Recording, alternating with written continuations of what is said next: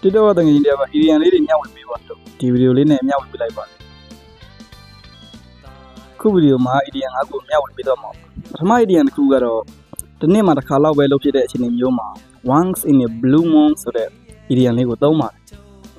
ဥပမာ I visit my hometown once in a blue moon ဒုတိယတစ်ခုကတော့နေမကောင်းဒါမှမဟုတ်ကိုလက်မိတ်တာဖြစ်နေတဲ့အခါမှာ under the weather ဆိုတဲ့ Indian လေးကိုသုံးပါတယ်ဥပမာ I don't want to do anything today because I'm feeling under the weather တတိယတစ်ခုကတော့ခုတည်းအောင်မလွဲမချောင်တာလောက်လိုက်ရတဲ့အချိန်မျိုးမှာသုံးပါတယ်ဥပမာ bite the bullet ဥပမာ I hate going to the hospital but I have to bite the bullet လေးခုမြောက်ကတော့ဥပမာသဘောထားချင်းတိုက်ခိုက်တဲ့အခါဒါမှမဟုတ်တယောက်နဲ့တယောက်သဘောထားချင်းမတိုက်ခိုက်တဲ့အခါမှာဒီ Indian လေးကိုသုံးပါတယ် I see I do I ဥပမာ we don't see eye to eye on everything but we still love each other